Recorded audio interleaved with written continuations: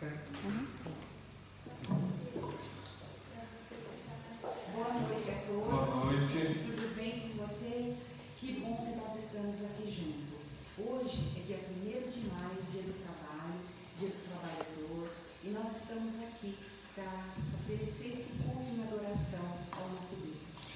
E que Deus possa nos abençoar com esse culto e que nos enriqueça com a sua palavra, mas principalmente que nos traga conforto no coração diante de tantas tribulações e provações que temos passado, temos enfrentado. Nós queremos levar nas casas de vocês, dos irmãos e daqueles que nos acompanham, o louvor a Deus, a oração a Deus e a palavra de Deus, né? Para nós termos o culto completo de adoração a Deus, dedicado com muita fé e com a presença do Senhor em nosso meio. Amém. Vamos lembrar que hoje é a primeira sexta-feira do mês, né, Lê? E hoje era dia de Santa Ceia. E nós, infelizmente, não podemos privilegiar alguns membros que estão aqui por questão de trabalho, para que o culto saia e chegue às casas dos irmãos, e em detrimento daqueles que não podem estar aqui por lei. Então nós vamos lembrar que Deus nos pediu que nos reuníssemos em memória dele, e vamos colocar isso no nosso coração. Hoje domingo seria um dia de ceia do Senhor, mas nós vamos aguardar que Ele nos libere para que isso aconteça de novo. Isso mesmo. Vamos entrar agora em comunhão com o nosso Deus. Vamos pegar a Santa Palavra, deixar aí no colo de vocês, na mão de vocês. E agora vamos oferecer esse culto de adoração. Nós estamos aqui com a Margarete, o professor de violino Rony, eu, a missionária Thelma, o Zé Benedito, o pastor, e o Guilherme, que veio também nos ajudar hoje com a nossa gravação. Nós estamos tentando começar agora no início, porque eu tenho recebido também os puxões de orelha. Vocês não começam no horário, a gente acha às vezes que não vai ter. Então hoje nós estamos tentando começar bem às 7h30 da noite, tá bom? E nós também estamos diante de uma tecnologia nova, com a ajuda do Guilherme. Nós estamos tentando evoluir e melhorar com esse aspecto. Que Deus nos abençoe com esse culto. Amém. Deus abençoe.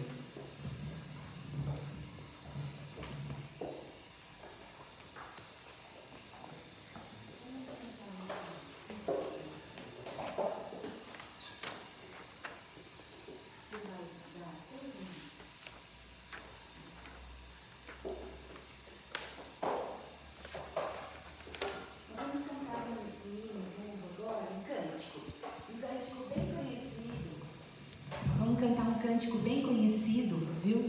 E nós vamos dar início. Agora, ele não é tão teológico, mas nós vamos começar com ele, porque ele fala assim, que Deus está aqui nesse momento, sua presença é real.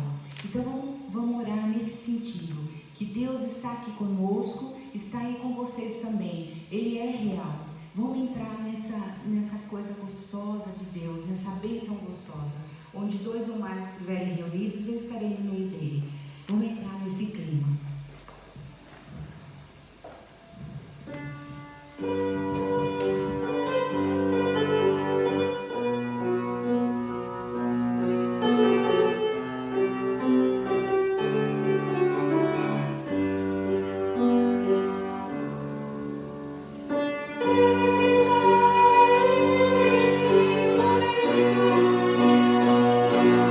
Sua presença é real.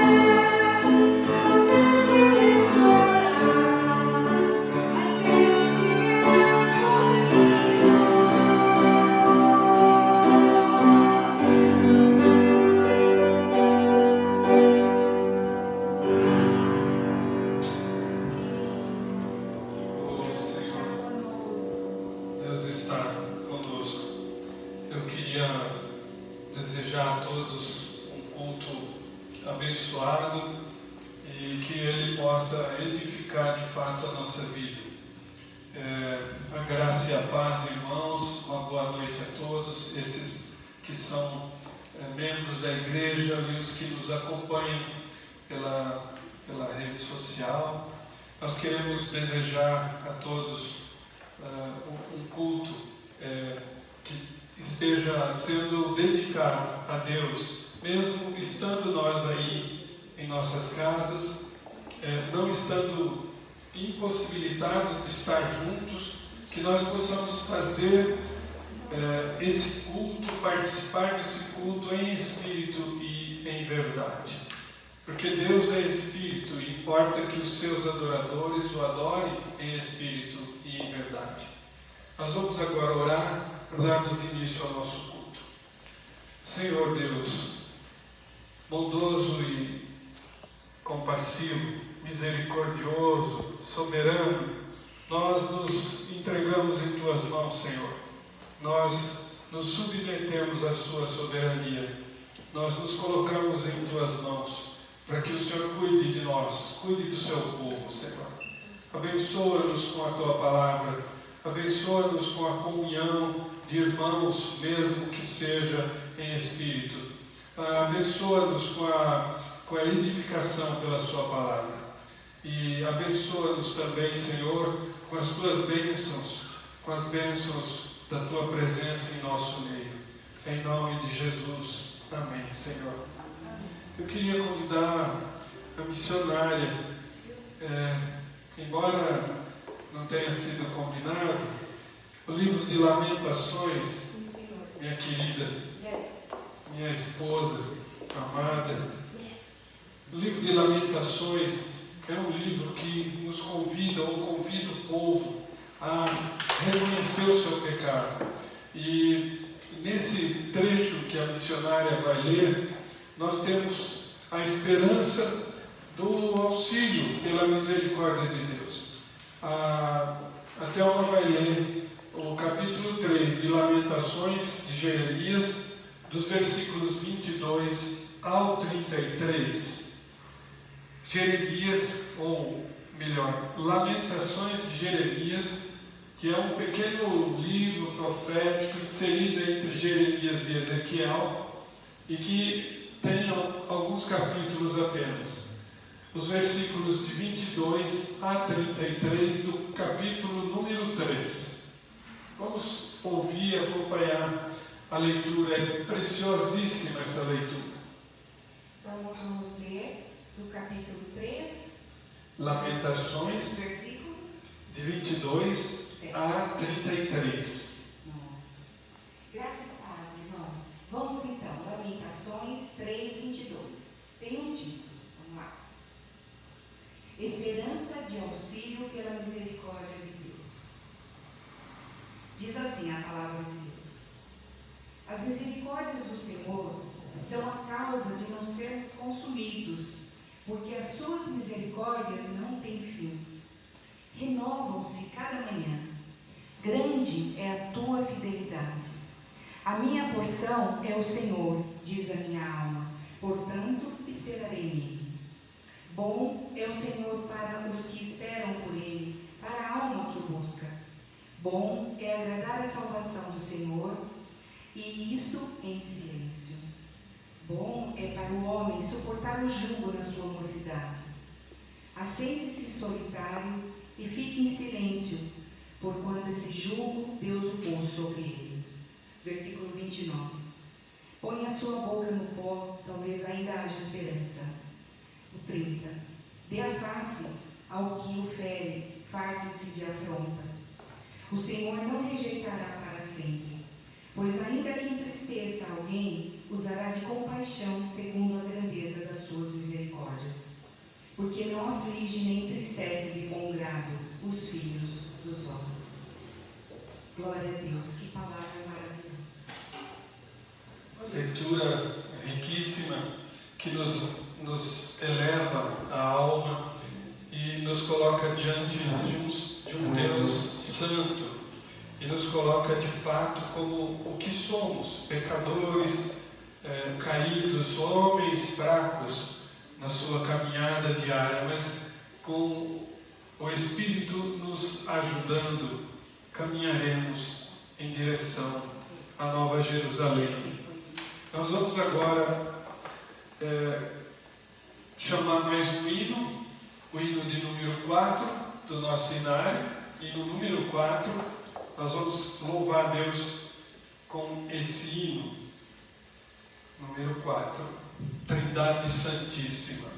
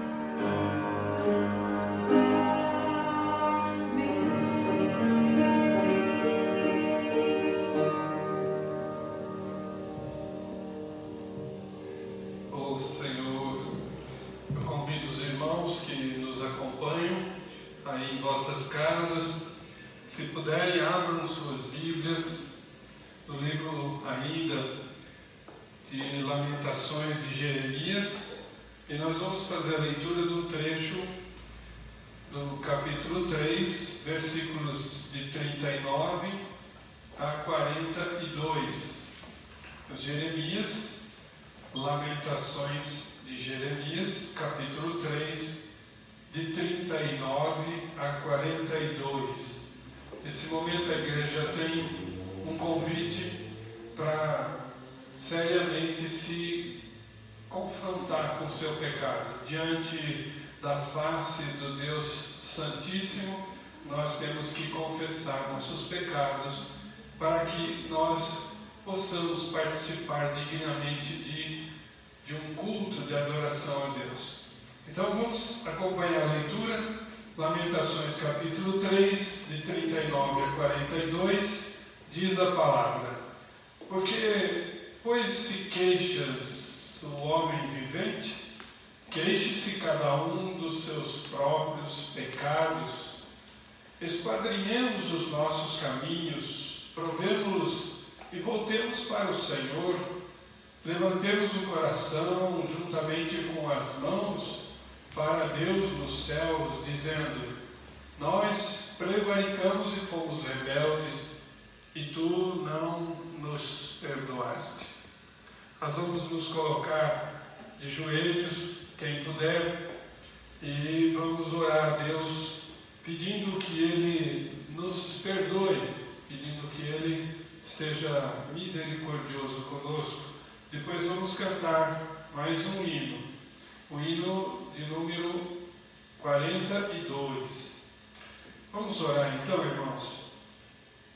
Santo e eterno Deus, diante da Tua santidade nós nos constrangemos, envergonhados, ó Pai, e confessamos que somos pecadores.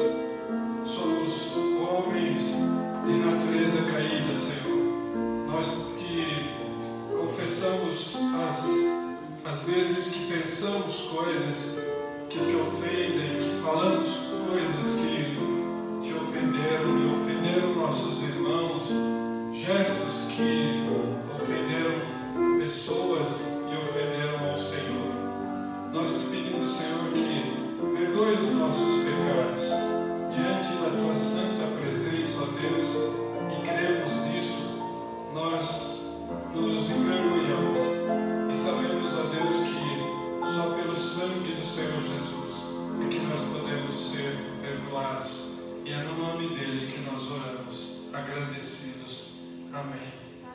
Vamos louvar a Deus com o hino 42 do nosso inário. Aqueles que conhecem podem cantar Coração Quebrantado. Oh,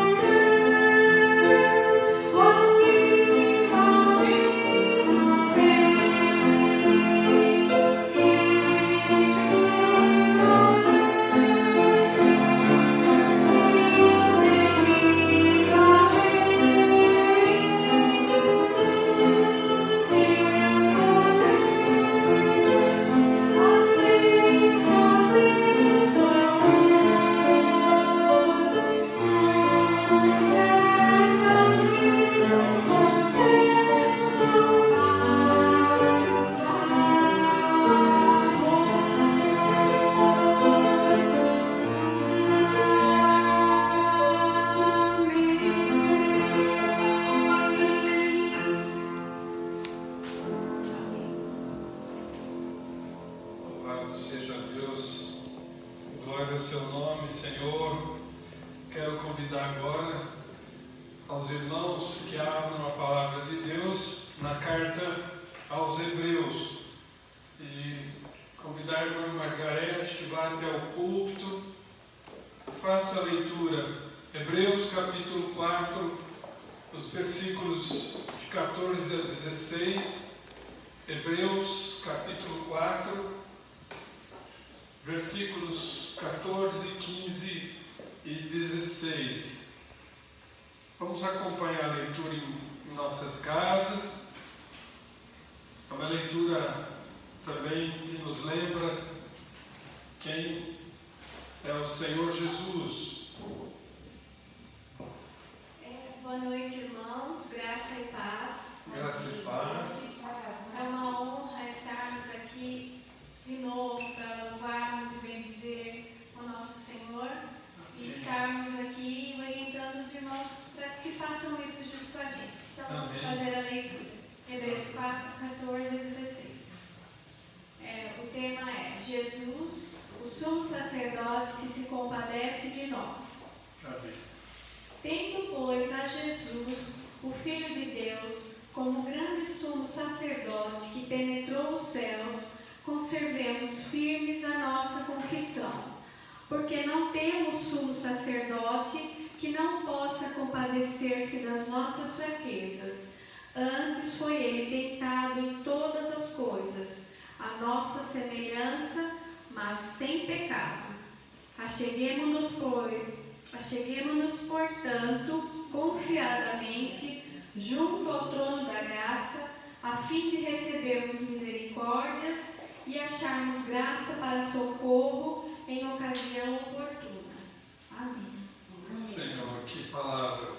Então, confiadamente, vamos nos achegar ao trono da graça para recebermos misericórdia e acharmos graça para socorro em ocasião oportuna. Que ocasião melhor que nós precisamos do que essa estamos vivendo. Nós vamos agora chamar, em razão de nós estarmos online, nós não realizamos um culto com ceia, não realizamos culto com os dízimos, as ofertas, porque isso não tem o simbolismo de estarmos reunidos, mas nós fazemos isso simbolicamente. E nesse momento nós vamos louvar a Deus pelos dízimos, pelas ofertas, vamos orar a Deus pelas intercessões que a igreja tem dedicado às pessoas doentes e aos causos. Então, vamos chamar o hino. Vamos aproveitar esse momento, pastor, que nós vamos fazer os dízimos, as ofertas, as intercessões, e vamos hoje, em particular, oferecer para as crianças, que hoje é a primeira sexta-feira do mês, e a gente está sentindo muita saudade delas, então nós vamos cantar agora, intercedendo por elas, e depois a Margarete faz a oração. Nós vamos cantar uma música que as crianças estão bem acostumadas, Joias Preciosas, para vocês recordarem, tá? O número é 92. Glória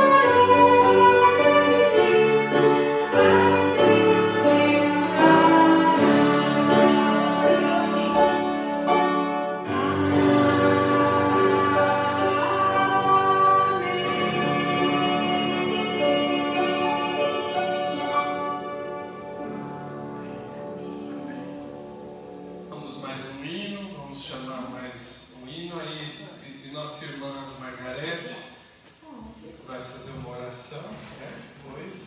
Agora nós vamos cantar Jovem.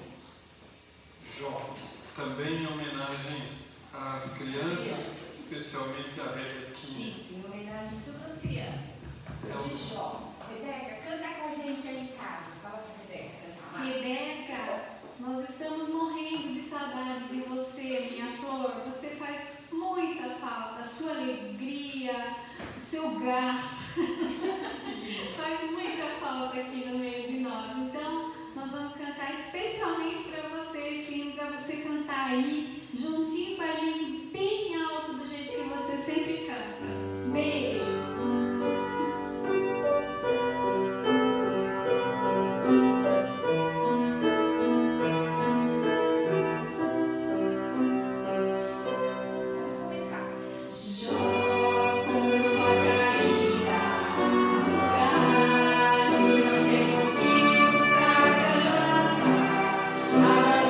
Isso.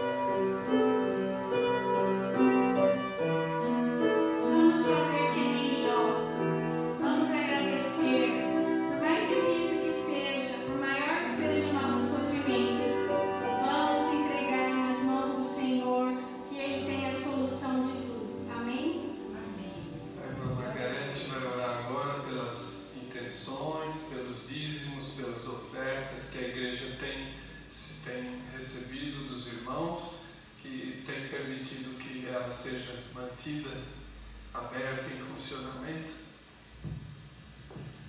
Senhor, meu Deus, nosso Pai querido, nós estamos aqui, ó Pai, na Tua presença, louvando, bendizendo o Teu santo nome, Senhor, em momentos difíceis, delicados, ó Pai, onde nós não sabemos como andam as coisas realmente, temendo uma doença, ó Pai, afastados dos nossos irmãos queridos, daqueles que amamos, que vemos toda semana, estamos sentindo falta dos abraços, dos beijos, da comunhão em que vivemos, ó Pai. Agora aqui, de olhos fechados, elevando a prece a Ti, ó Deus, eu consigo imaginar cada um sentado naquele lugar que gosta, e quando abrir os olhos eles não vão estar aqui, então isso dá uma saudade, uma tristeza muito grande, Senhor, porque nós estamos sofrendo com tudo isso, ó Pai. E nós sabemos que os nossos irmãos estão saudosos e sedentos de estar aqui também, ó Pai. E eu queria te pedir, ó Deus, que o Senhor olhe para nós com a sua misericórdia, que derrame da tua bênção, da tua cura, Senhor, que o Senhor faça um milagre, que para nós é difícil, para nós é impossível, mas para Ti, ó Deus, tudo é possível, tudo pode ser, Senhor. É nas Tuas mãos que nós entregamos as nossas vidas, as nossas dores, os nossos problemas, os nossos medos, as nossas incertezas, Senhor. E também nós queremos Te entregar, ó Pai, o nosso dízimo, para que o Senhor receba isso, que nós sabemos, ó Pai, que o Senhor não precisa de nada, porque o Senhor é dono de todo o ouro, de toda a prata e de tudo que existe. Mas o Senhor nos põe à prova para que sejamos fiéis ao Teu trabalho, Senhor. E é isso que nós queremos. Que esse dinheiro de dízimo, de ofertas, seja usado para a honra e glória do Teu nome, para o Teu trabalho, Senhor, para que a Tua palavra possa ir além daquilo que nós possamos fazer, porque o Senhor é o dono de tudo e o Senhor coloca nos corações das pessoas e nas nossas bocas a Tua palavra, Pai.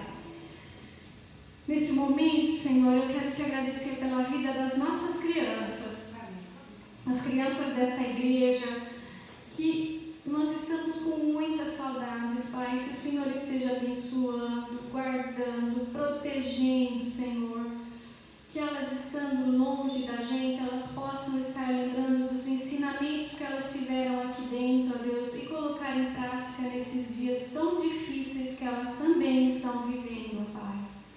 Provavelmente elas sejam as maiores vítimas de todo esse isolamento. Elas têm que ficar em casa, sem brincar, sem os pais, muitas vezes sem abraçar seus pais, mas elas estão entendendo.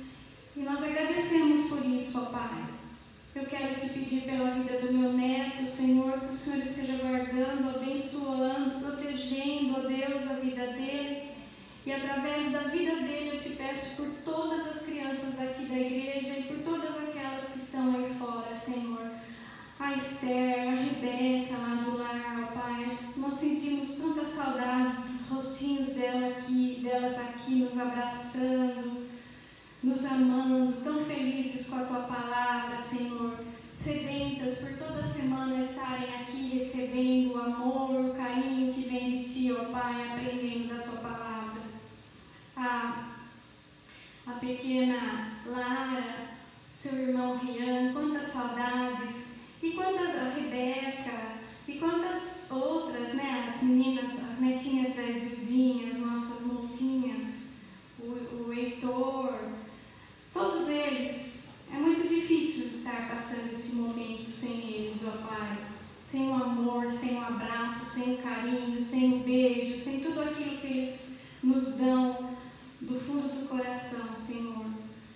Ó Pai, tem misericórdia da Tua igreja, Senhor. Restaura, Senhor. Acaba com essa doença. Coloca um ponto final, Senhor, por misericórdia de nós, por amor de nós, porque nós somos um povo que somos chamados pelo Teu nome, e é isso que nós estamos fazendo, ó Deus, porque o Senhor nos prometeu, e nós confiamos nas Suas promessas porque nós sabemos que o Senhor é fiel a Ti mesmo, que o Senhor jamais voltará atrás da Tua palavra.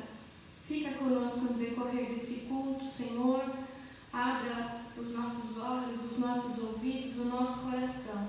Transforma, Pai, os corações de pedra em coração de carne, através da Tua mensagem, através da Tua palavra. Fica conosco, Senhor, porque o dia já se termina e nessa hora nós sentimos muito medo de ficarmos sem Ti, ó Pai. Fica conosco, Pai. Em nome de Jesus é que eu oro. Amém. Amém. Amém. Mais um hino? Então, agora nós vamos cantar uma passagem de Lucas 1,37. Nada é impossível, número 106. Porque a nossa irmã Margarete orou que para Deus nada é impossível. Sim. 106. E nós cremos.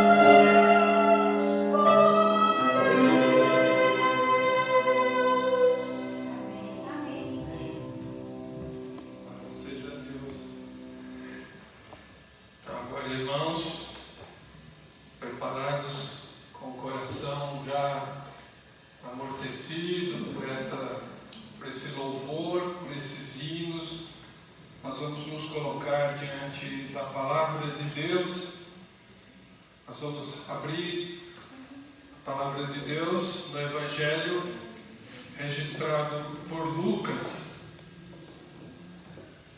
Evangelho registrado por Lucas, Evangelho de Jesus Cristo, segundo Lucas, capítulo 7. Nós vamos ler os versículos de 11 a 17. Lucas, os irmãos que estão nos acompanhando, abram a palavra de Deus. Lucas capítulo 7, de 11 a 17. A palavra de Deus diz assim: Em dia subsequente, dirigia-se Jesus a uma cidade chamada Naim, e iam com ele os seus discípulos e numerosa multidão. Como se aproximasse da porta da cidade, eis que saiu o enterro do filho único de uma viúva, e grande multidão da cidade ia com ela. Vendo-a, o Senhor se compadeceu dela e lhe disse: Não chores. Chegando-se, tocou o esquife, parando os que o conduziam, disse: Jovem, eu te ordeno, levanta-te. Sentou-se o que estivera morto e passou a falar. E Jesus o restituiu à sua mãe. Todos ficaram possuídos de temor e glorificavam a Deus, dizendo: Grande profeta se levantou entre nós, e Deus visitou o seu povo. Esta notícia a respeito dele divulgou-se por toda a Judéia e por toda a circunvizinhança. Louvado seja Deus por sua palavra. Os irmãos que estiverem em pé aí em suas casas, que podem se assentar, nós vamos orar porque estamos com a palavra aberta.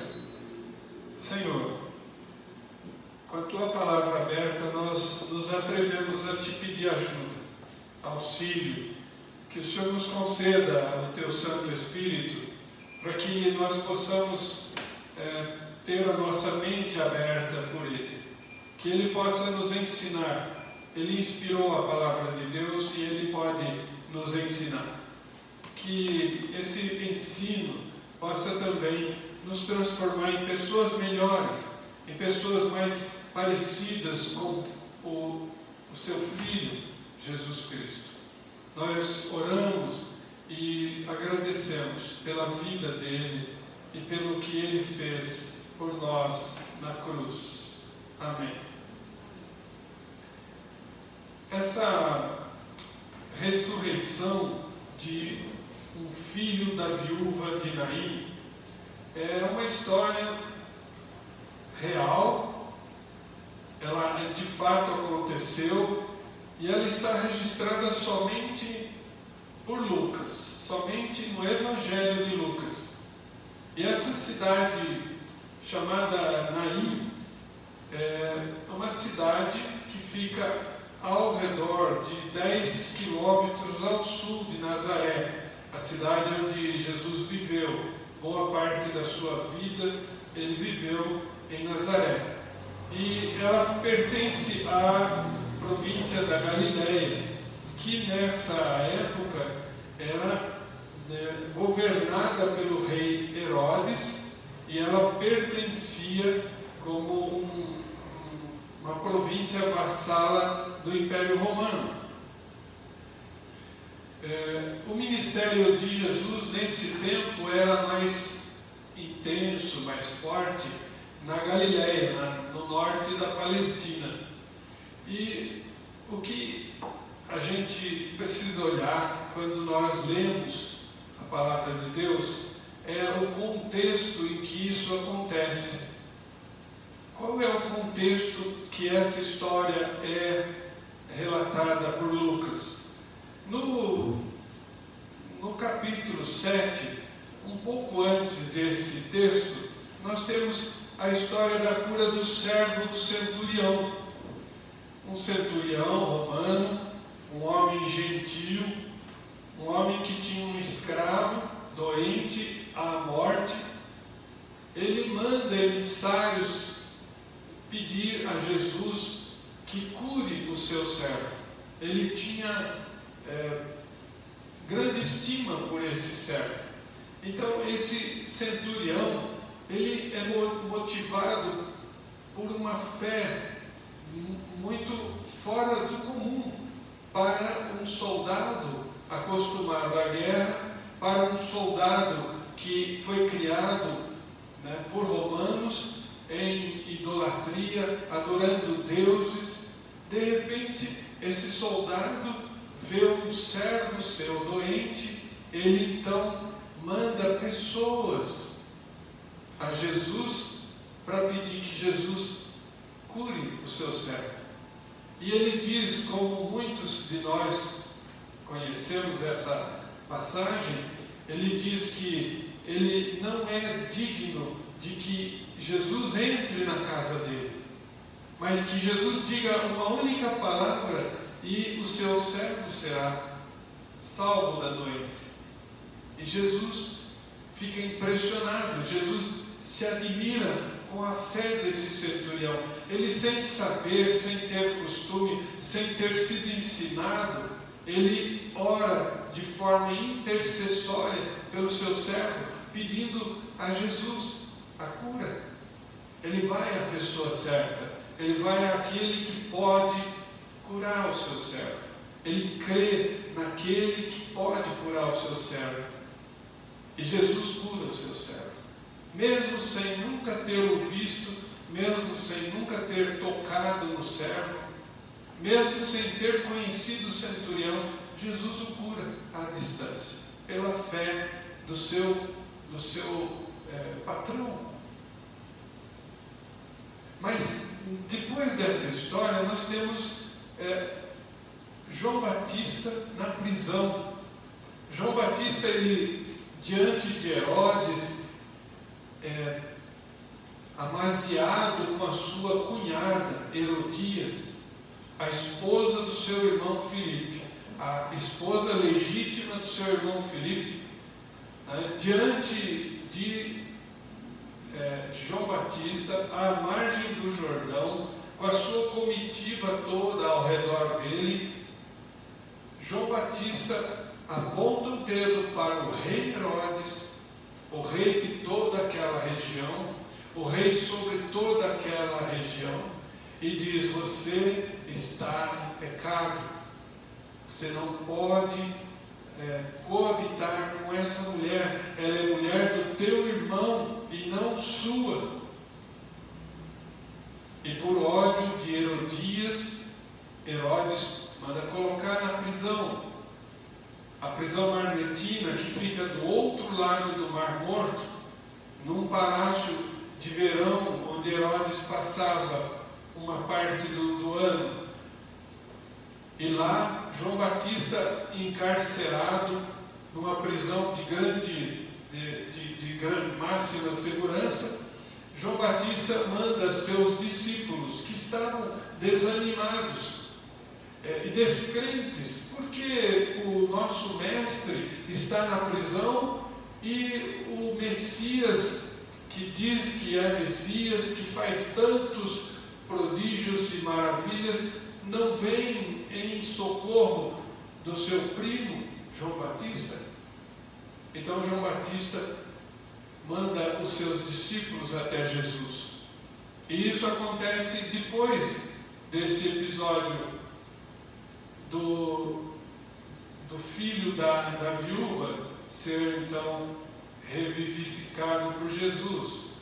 Quando os discípulos de João Batista chegam até Jesus, eles veem Jesus curar cegos, eles veem Jesus purificar leprosos, eles veem Jesus levantar do leito aleijados, coxos, mancos, eles veem Jesus fazer surdos voltarem a ouvir, eles veem Jesus expulsar demônios, libertar pessoas dos demônios, e eles também presenciam Jesus ressuscitando a filha da viúva da cidade de Naim. Então, nós temos que Jesus ensinava através de sinais e maravilhas. Primeiro, ele cura o servo do centurião, prepara toda aquela multidão que fica maravilhada com seus sinais e maravilhas, com os prodígios que só um Filho de Deus poderia realizar. E depois, então, ele ressuscita o filho dessa viúva. É essa história inserida no meio desse contexto que nós vamos olhar. E o propósito dessa história está no último versículo que nós lemos aqui, o versículo de número 17. Diz que essa notícia a respeito dele divulgou-se por toda a Judéia e por toda a circunvizinhança.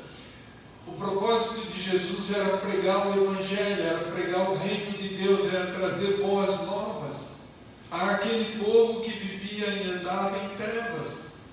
Esse era o propósito de Jesus. Ele falava por meio de parábolas e ele ensinava por meio dos milagres. Os milagres nunca converteram ninguém, nunca vão converter pessoas, mas os milagres vão confirmar, vão atestar a divindade de Jesus. É isso que nossa mente precisa ser treinada para isso. Nós somos de um país criado ou que foi educado debaixo de milagres de santos. Não é esse o nosso propósito. Os milagres não edificam pessoas. Os milagres atestam o poder de Deus sobre aquilo que é impossível para os homens. Isso é muito importante. Há uma necessidade de nós educarmos a nossa mente e não crer em milagres feitos por pessoas, em missionários que estão por aí fazendo milagres e curas maravilhosas todos os dias e apresentando isso em rádio e em televisão. Jesus não fazia para isso. A intenção de Jesus era edificar a nossa fé, porque diante da manifestação do poder divino do Messias, diante dos olhos das testemunhas, estarrecido de uma atitude, de um poder impossível para um homem, Jesus manifestava a sua divindade. É nisso que nós precisamos crer. A nossa fé não pode ser embasada em historinhas, ela é embasada em fatos reais que aconteceram. Mas nós vamos andar um pouco no texto agora. Veja que assim que ele cura o centurião, e isso aconteceu em Cafarnaum. Cafarnaum ficava ao norte do lago da Galileia, do lago de Genezaré, o mar da Galileia, o lago de Tiberíades, ao norte. E essa cidade de Naim ficava para o sul, em torno de 40 quilômetros. E nós podemos imaginar que homens sadios poderiam percorrer esse caminho ao redor de um dia e meio. Então nós cremos que a partir do momento que ele curou o servo do centurião, em dia subsequente, ou no dia seguinte, dirigia-se Jesus a uma cidade chamada Naim. É nesse lugar que nós vamos agora, junto com Jesus. Nós vamos com ele. Ele está ali com seus discípulos, os 12, e ele está ali com uma multidão que envolve curiosos, envolve pessoas que estão, de fato, crendo em Jesus, envolve as mulheres que ajudam o ministério de Jesus. Estão ali sacerdotes, escribas, fariseus, observando aquele profeta que se levantou naquela terra, porque era dessa maneira que eles vigiavam e cuidavam da educação daquele povo. Então eles vigiavam Jesus, e eles estavam então com uma espécie de multidão ao redor de Jesus. E Naim fica no alto de um morro. Imagine uma cidade pequena. Naquele tempo as cidades, as vilas, as aldeias, elas eram cercadas por muralhas ao redor e as casas ficavam dentro, para que elas não fossem invadidas por inimigos. E havia muitos inimigos naquela terra, até aquele dia. Então, Jesus está indo em direção à cidade de Naim. E por ela ficar no alto de um morro e toda amuralhada, ela tinha uma única entrada, um único portão. Então ele sobe uma espécie de estrada, uma ladeira, que vai em direção àquela cidade. Interessante. E iam com ele discípulos e numerosa multidão. Esse é o contexto. Imagine Jesus, seus discípulos e uma multidão em volta. Então, uma caravana, uma espécie de grupo. No versículo seguinte, nós temos como se aproximasse da porta da cidade, ou seja, eles estavam subindo a ladeira e se aproximando da porta da cidade. Eis que saía da cidade o enterro do filho único de uma viúva. E grande multidão da cidade junto com ela. Então, percebam como é interessante o ministério de Jesus. Ele jamais ficava um único dia sem fazer nada. Jesus estava sempre trabalhando, sempre obedecendo.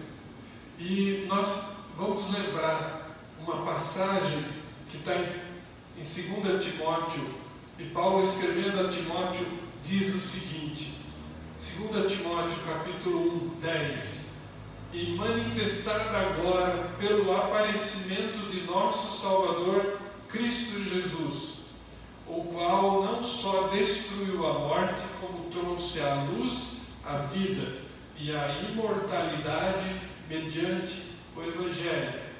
Onde Jesus estava, ele pregava o Evangelho, através da sua pessoa, através dos seus ensinos, através da edificação da vida das pessoas, curando pessoas, libertando pessoas da escravidão, da ignorância espiritual, da possessão demoníaca, libertando pessoas de doenças que o levariam à morte, pessoas deformadas fisicamente.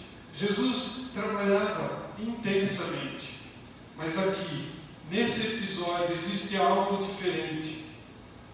Esse episódio é chamado de um milagre supremo. Um milagre supremo.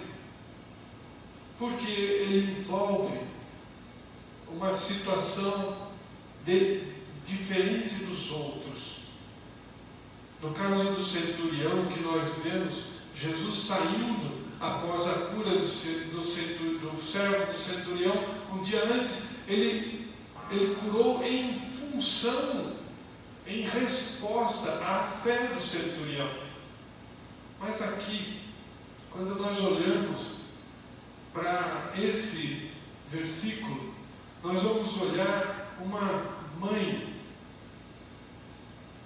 uma mulher. Imaginem a condição de uma mulher há 2000 anos. Se ela simplesmente fosse mulher, ela já era desprezada, menosprezada, ela não tinha direito a nada. Mas ela, tendo um marido, ela era de alguém.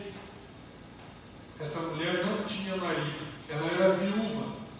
Então aqui nós temos uma desgraça na vida dessa mulher. Ela era viúva.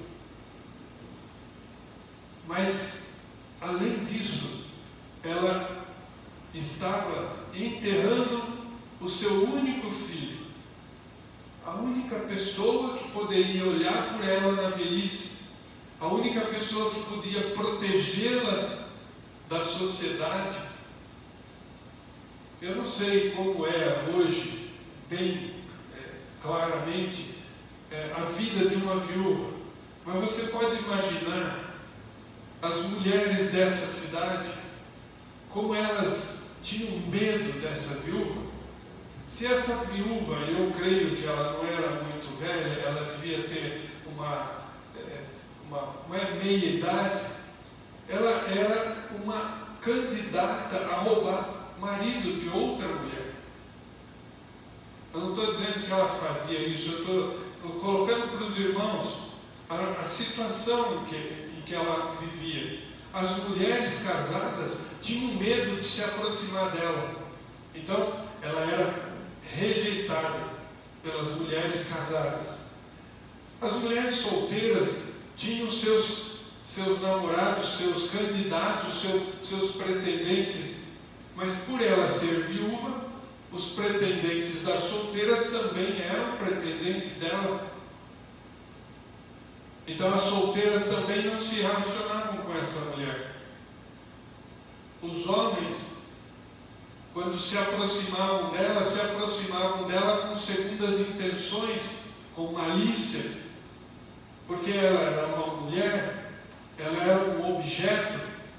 Então os homens queriam se aproveitar dela por ela ser viúva. Então, de todas as formas, essa mulher era desprezada só por ser mulher e viúva. Agora ela perdia o seu único filho, a segunda desgraça da vida dessa mulher. Mas tem mais uma, a desgraça de ele ser jovem. Não é normal uma mãe enterrar um filho. Então, o contexto da vida dessa mulher é terrível.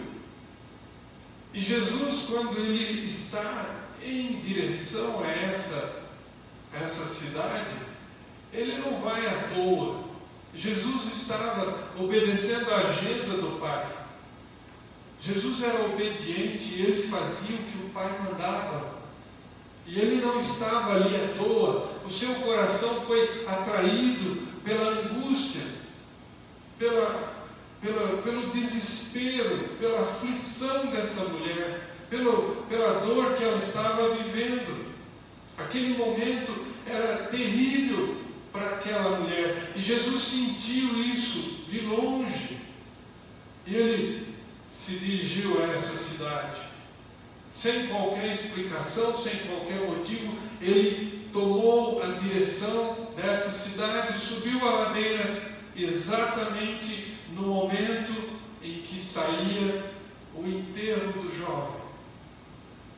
Na cultura judaica, para os irmãos terem conhecimento, um cadáver jamais poderia passar a noite dentro das cidades. Jamais. E uma pessoa que tocasse no cadáver era proibida de participar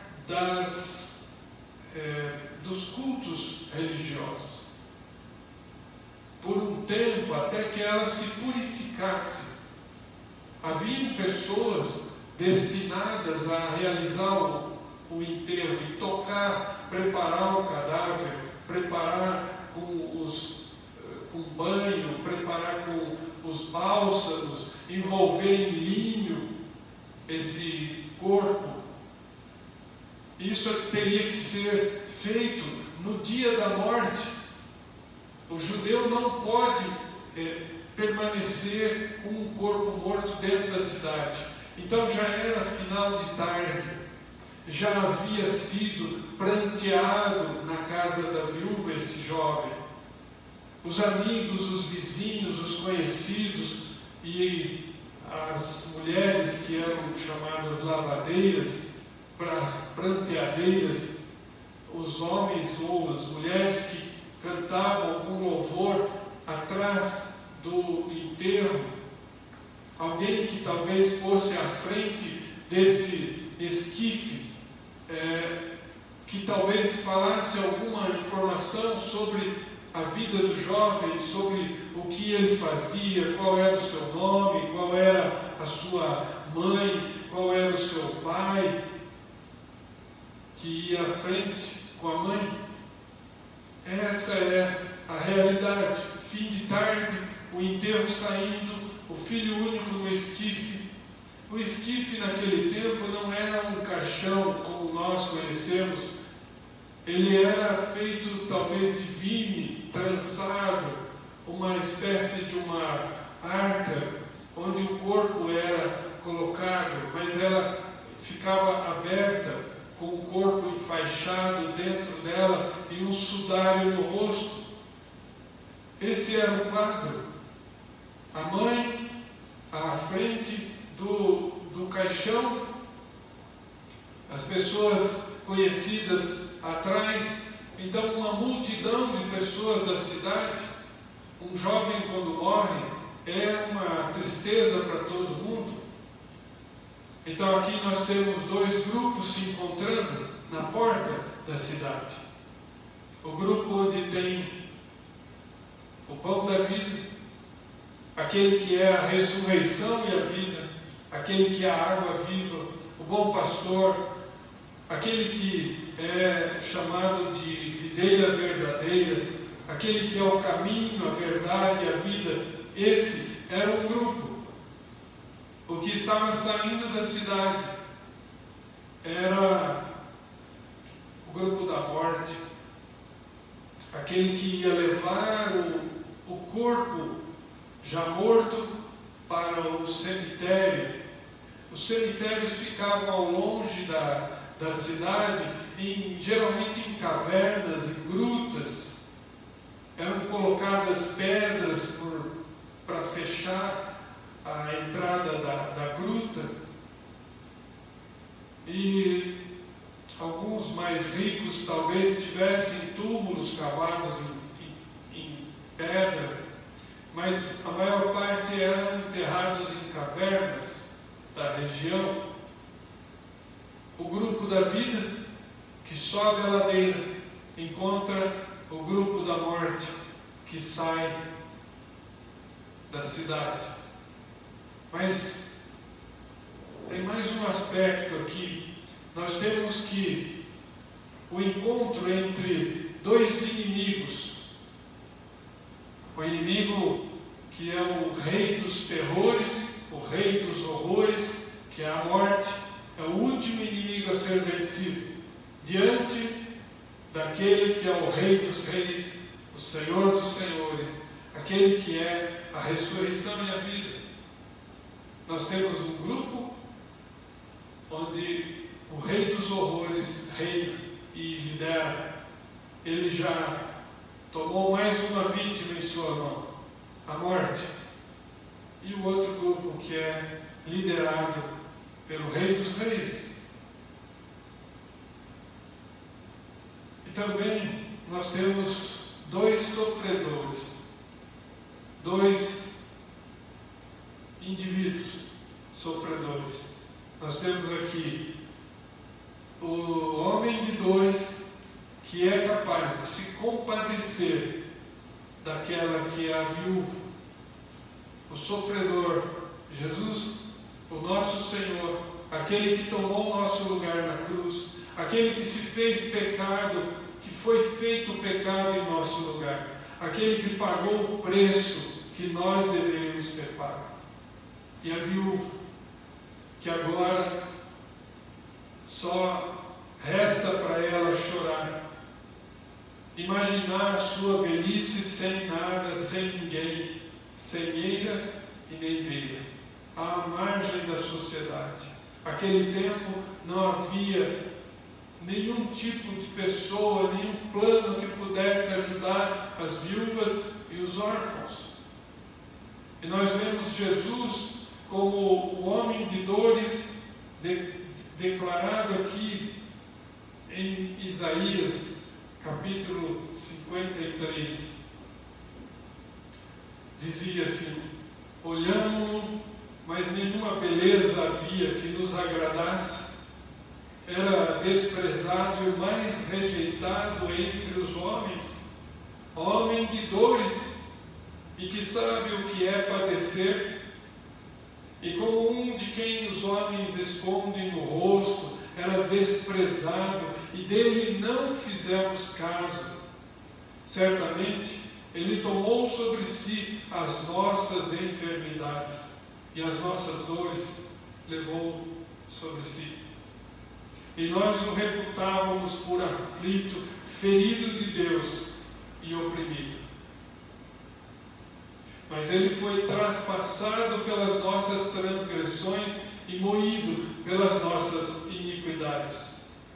O castigo que nos traz a paz estava sobre ele, e pelas suas pisaduras fomos sarados. Que coisa linda! Esse, de quem acabamos de ler, está diante daquela que sofre a perda do filho. Ele chora o choro dela, ele sente a dor que ela sente, ele curva o seu pescoço como ela curva com o peso da morte do filho, ele se sente oprimido no lugar dela. Compaixão é você sentir a dor do outro em você. Isso é o que Jesus está passando agora. Ele sente a dor daquela viúva. Ele é um homem de dores. E é o mesmo Jesus que hoje sofre o que você sofre. Ele vê a sua lágrima cair do rosto. Ele sente o que você sente. Por mais que você não declare isso, Ele sabe onde você está chorando, quando você está chorando, e Ele está aí. Ele está aí te olhando, te vendo, como Ele está aqui vendo essa viúva, se compadecendo dela. Ele foi ao encontro dela, mas diferente do centurião que orou e pediu e mandou emissários e intercedeu e disse: não sou digno que entre na minha casa, mas diga só uma palavra e ele será curado. Ela não pede nada. A dor dela é tão profunda que ela não pede nada. Ela não ora, ela não manifesta fé, ela não pede para ele ir até lá, ela não pede para ninguém ir até Jesus, ela só chora. Mas ele vai até ela, e ele vê a situação de opressão, de perda. Ela perdeu tudo o que tinha de mais precioso. Talvez ela pudesse até viver materialmente, mas quando você perde marido, quando você perde filhos, você fica sem nada. É essa a situação dessa mulher. E Jesus diz, no versículo 13, vendo-a, Ele olha para você, Ele te vê, Ele sabe o que você sente, Ele é um homem de dores. Ele se compadeceu dela e disse: não chores. Quando você vai a um velório e você abraça uma mãe que perdeu um filho, você diz para ela não chorar. Isso soa como uma ironia, soa como uma ofensa. Se eu chegar para uma viúva que perdeu a mãe, o filho único, e dizer para ela, não choras, o mais natural é nós chorarmos. E Jesus diz para ela, não chores. E quando Ele diz não chores, é porque Ele tem poder para dizer não chores. Ele pode fazer esse pedido, Ele pode dar essa ordem para a viúva. E quando Ele diz não chores, ela provavelmente levanta o rosto e deve ter olhado para ele. Deve ter visto e ouvido a voz de Deus. Aqui, nesse versículo, nós temos o nosso Senhor Jesus humilde. Provavelmente ninguém conhecia ele no meio daquela multidão. Ele não era ninguém diferente dos outros. Ele era o mais humilde e dele não fizemos caso. Ele era desprezado, a sua aparência não tinha nada de bonito, mas era o Filho de Deus que estava ali. A manifestação no mesmo versículo do Deus homem, do Deus verdadeiramente homem e do Deus verdadeiramente Deus. Vendo-a, o Senhor se compadeceu e disse: não chores. Jesus faz duas palavras dele: não chores, e diz: levanta-te. Duas palavras. E o milagre acontece. Por isso, muitos teólogos chamam de milagre supremo. Não dependeu de fé, não houve mérito, nem dele, nem da viúva, nem de ninguém. Foi só por compaixão. O Deus encarnado estava ali, ele se compadeceu dela e disse: não chores, levanta-te.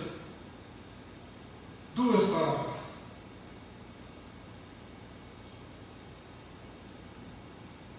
E chegando-se, tocou o esquife e pararam os que o conduziam. Olha a autoridade do Senhor. Ele não tem medo de tocar naquilo que é impuro. Havia uma lei que proibia as pessoas de tocarem nas coisas mortas. Jesus está acima disso. Ele toca no esquife. E os que estavam levando o morto param. A autoridade de Jesus. Primeiro, ele olha para a viúva e se compadece.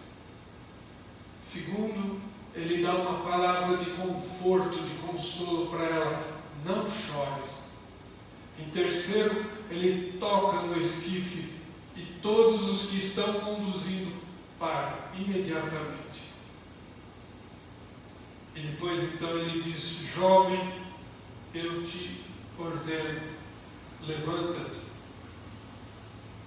Quando ele diz jovem,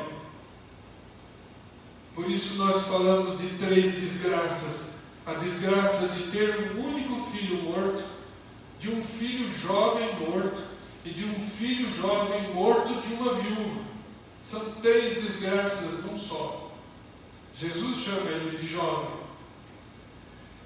Ele toca e diz: jovem, eu te mando, levanta-te. Aí, como médico, eu fico pensando: o morto não ouve, o morto não sente, ele está com toda a sua atividade fisiológica, biológica parada. Seu coração está parado. O seu cérebro há muitas horas não recebe sangue e oxigênio. Ele já está uma massa líquida. Não tem mais como ele ouvir, não tem mais como ele ver, não tem mais como ele respirar. Ele já está morto. Mas o sopro de vida entra pelo pulmão desse jovem que está colabado e infla o pulmão dele. O coração começa a bombear e o sangue coagulado torna-se líquido. E o sangue é bombeado para o coração, para o pulmão e oxigenado. E oxigenado ele é bombeado para o cérebro e para todo o corpo. E todas as células voltam a funcionar. Como diz a missionária, às vezes ela come açúcar, ela fala que as células dela ficam brincando de alegria. Eu imagino que as células desse moço, desse jovem, ficavam brincando de alegria. E o jovem ouve a voz de Deus, a voz do Senhor Jesus, nosso Senhor e Salvador, aquele que é a ressurreição e a vida. Jovem, eu te ordeno, levanta-te. Todo esse processo acontece. Ele volta a ouvir, ele abre os olhos, ele volta a sentir, ele recebe força muscular e ele se senta. É o encontro da vida com a morte. Aí, nesse momento, eu digo, existe no livro de Hebreus um versículo que diz: e assim como aos homens está ordenado morrer uma vez, vindo depois disso o juízo. E porque o salário do pecado é a morte, isso é decreto depois do pecado, é decreto de Deus, todos nós vamos passar por isso. Mas aquele que venceu a morte, ele veio para esse fim.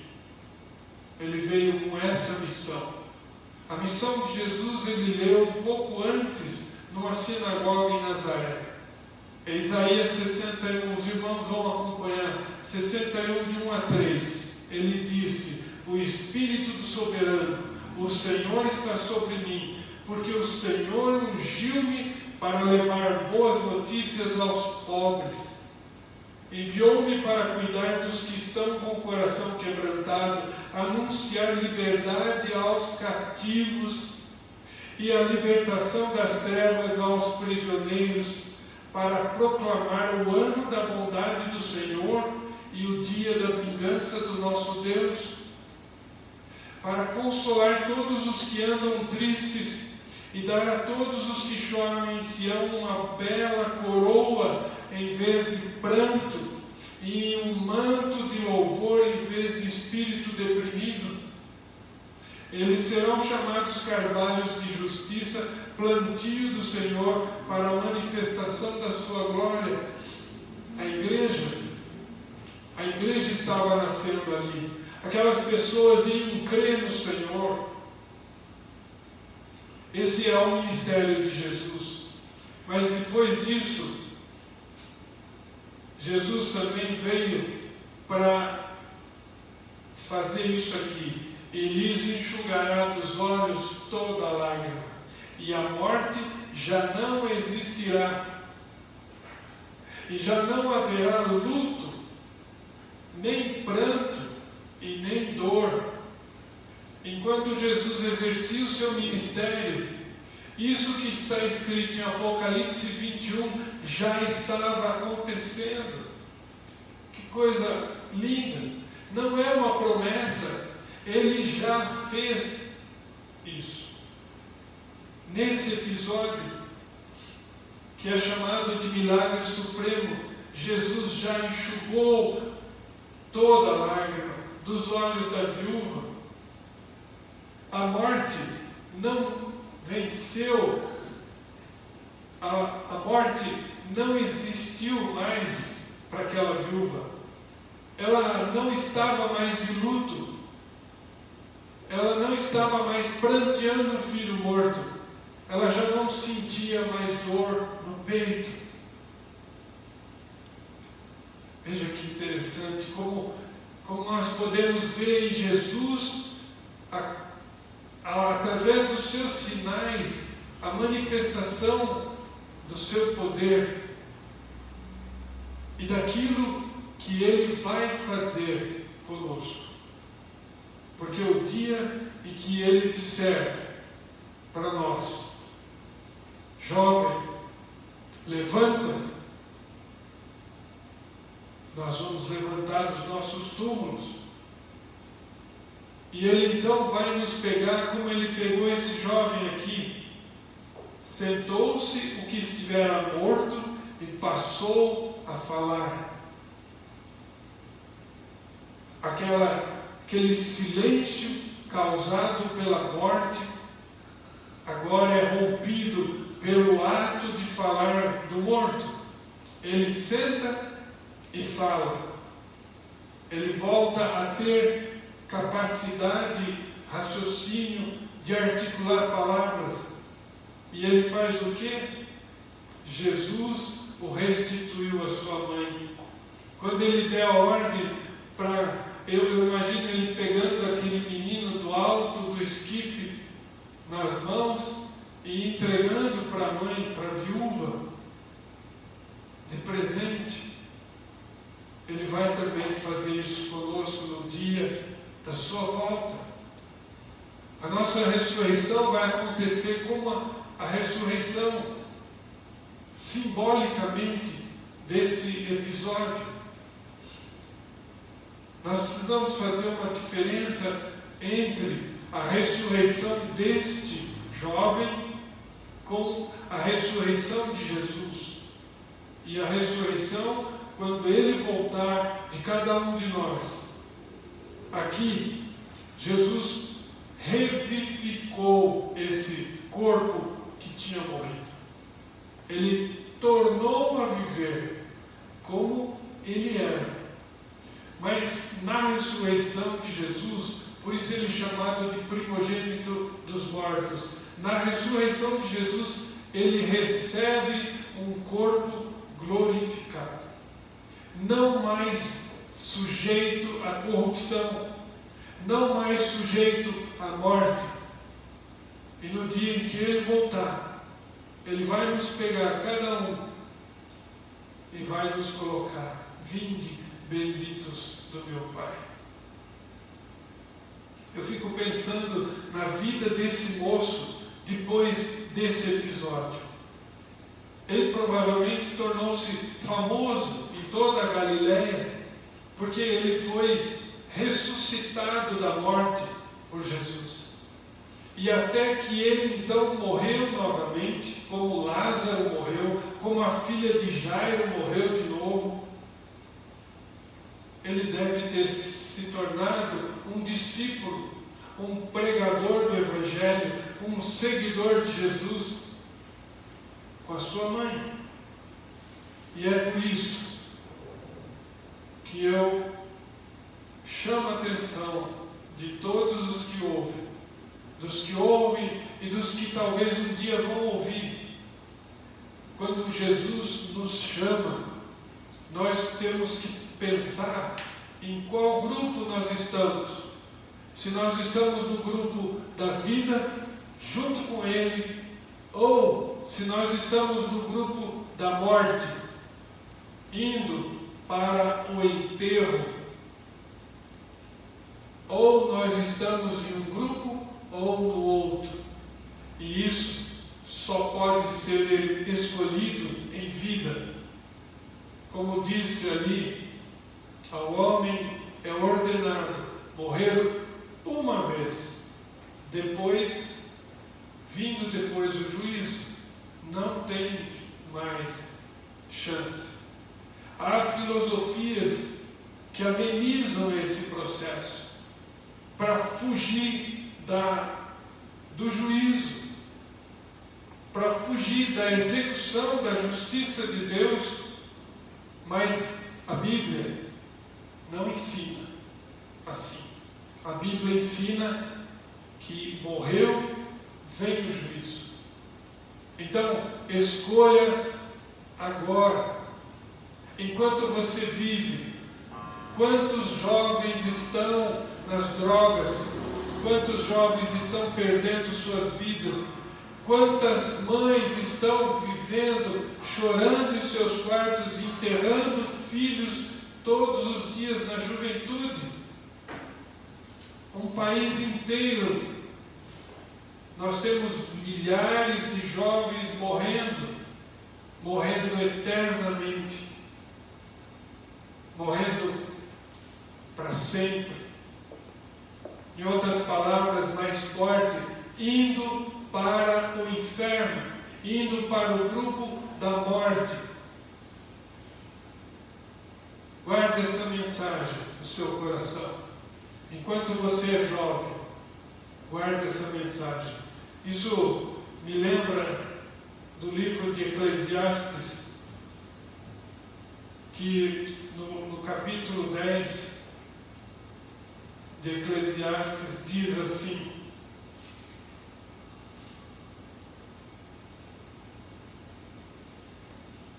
Eclesiastes, capítulo 10,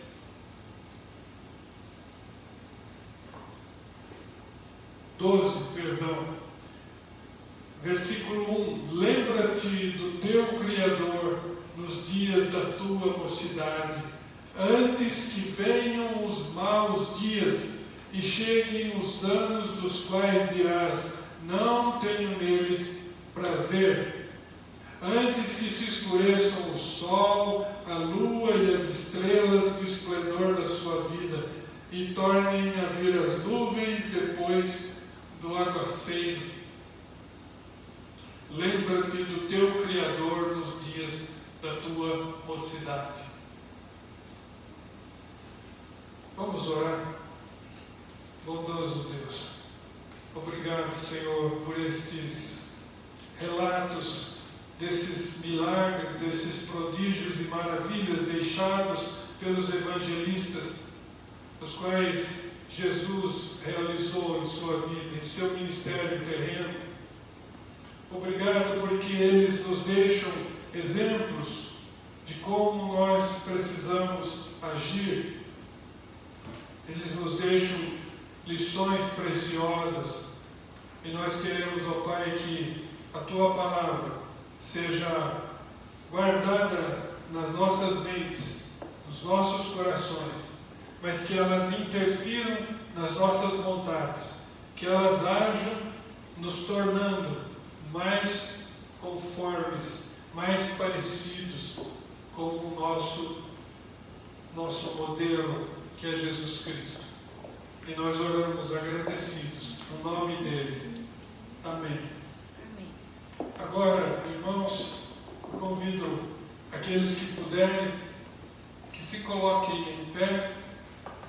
Nós vamos impetrar a bênção final e vamos louvar a Deus com mais um hino, e daremos por encerrado o nosso culto de adoração a Deus. Que Deus abençoe todos. Que a graça maravilhosa do Senhor Jesus, que o amor de Deus, o nosso eterno Pai, o nosso Criador, e que a comunhão, as consolações, a companhia do Santo Espírito sejam com cada um de nós e com todo o povo de Deus espalhado pela face da terra, hoje e sempre. Amém.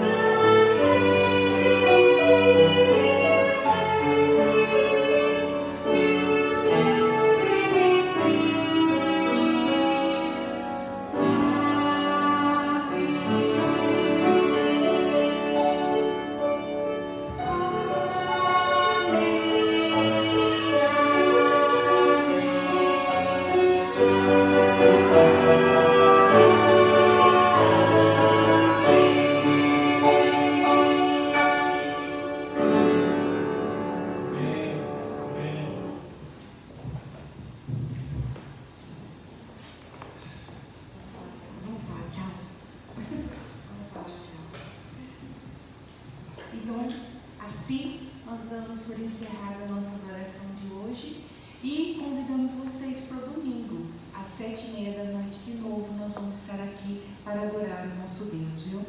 Nós mandamos em especial um beijo para a Dona Beth, que essa semana perdeu o seu Renato. E nós sentimos muito, viu, Dona Beth? E nós temos orado pela senhora. E se a senhora nos permitir, nós iremos fazer uma visita à senhora. E recebe a nossa saudade do seu Renato. Foi uma pessoa muito querida para nós. Nós só temos lembranças boas dele.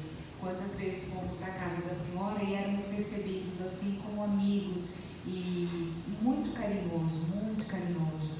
Então a gente sente bastante, queremos muito bem a senhora.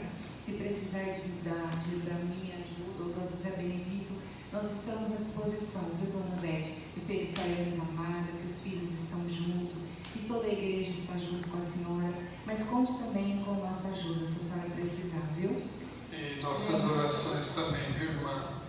E todos aqueles que nós também não sabemos, mas que estão passando por esses momentos delicados, nós sabemos que o Senhor Jesus, Ele vê e Ele consola e Ele olha para cada uma de vocês e diz: não chores, porque Ele é o Senhor da vida. E vai ser esperança que a gente dá um tchau, né, amor? Uma esperança grande de que seu Renato está lá com Jesus, né? Está muito melhor do que nós, viu? Tenha certeza disso. A única coisa é que a gente sente saudade. Eu sei, Dona Beth, que a senhora está com muita saudade dele já, e os filhos também. Mas vamos ter a esperança, né, de que um dia nós vamos nos encontrar, se Deus quiser, né? Como o pastor pregou hoje, nós vamos ter uma ressurreição, esse corpo vai ficar lá, mas nós vamos ter um corpo glorificado muito melhor do que esse e vamos estar na companhia de Cristo. E o seu Renato já está lá, né, bem? Louvado seja Deus. Que Deus abençoe esse final de semana a todos. Até domingo, hein? 7h. Até domingo.